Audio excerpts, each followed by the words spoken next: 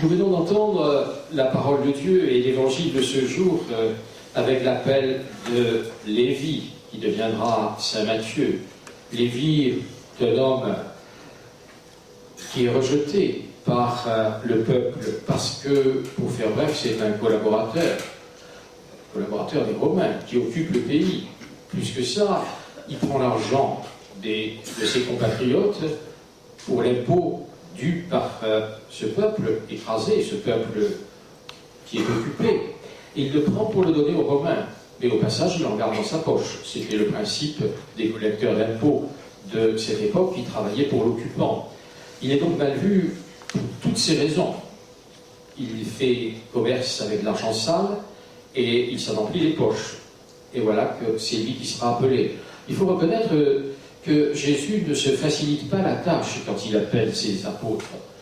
Bien sûr, il y a ce Lévi qui deviendra Matthieu, qui est un collaborateur notoire, un pécheur public, rejeté. Puis de l'autre côté, il y a Simon, que l'on surnomme le zélote, c'est-à-dire une sorte de partisan des terroristes qui s'opposent aux Romains par la violence, par la force. Et Judas Iscariote, qui semble être aussi de ce parti.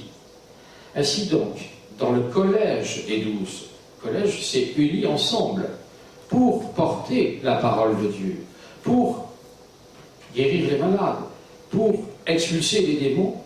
Il choisit des hommes très différents les uns des autres, totalement différents, qui à vue humaine ne peuvent pas s'entendre. C'est le paradoxe de l'appel. C'est le paradoxe du choix. Et c'est ce que nous voyons, nous entendons dans cet évangile. Jésus choisit quelqu'un qui n'est pas du tout destiné, a priori, à aller avec lui, à le suivre. D'autant qu'il semble que ça se passe presque de manière irréfléchie, passant par là. Jésus aperçoit Lévi, le fils d'Alphée. C'est, semble-t-il, spontané, pas un plan où Jésus avait noté ceux qu'il allait appeler. C'est donc une motion de l'Esprit Saint, qui fait cet appel.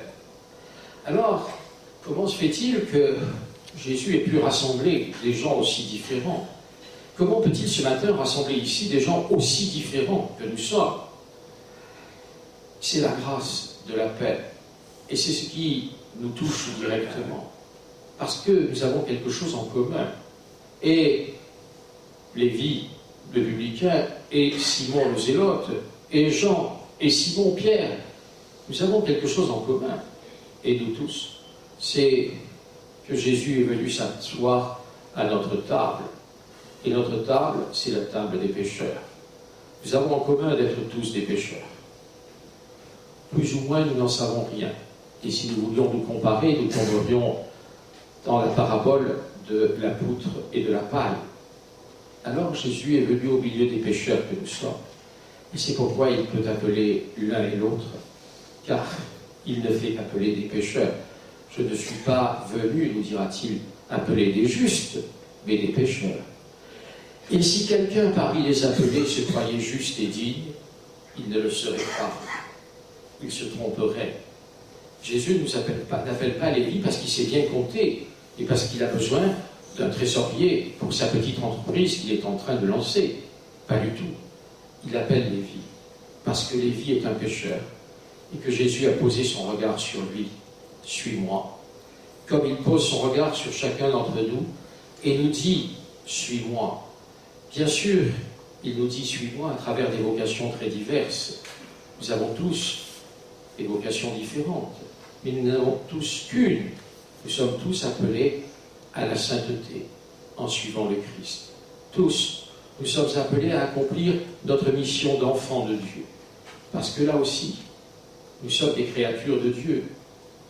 Tous, qui que nous soyons, chrétiens ou non, nous sommes créés par Dieu. Mais nous, par notre baptême, bien plus que cela, nous sommes les enfants bien-aimés de Dieu, les enfants bien-aimés du Père, les frères et les sœurs du Christ. Et c'est pourquoi il peut nous dire à chacun, suis-moi, et en me suivant, tu trouveras le bonheur, la paix et la joie. Regarde tes frères et sœurs, ils sont aussi pécheurs que toi, mais ils sont appelés au pardon comme toi. Je les appelle aussi comme toi. Et ce qui fait notre unité, c'est cet appel commun à suivre le Christ. Bien sûr, nous le suivons avec ce que nous sommes, mais nous le suivons aussi à travers cette unité collégiale que Jésus a voulu pour ses apôtres. C'était l'Église qui naissait. Il veut aussi cette unité pour l'Église. Et c'est pourquoi nous sommes rassemblés dans cette unité.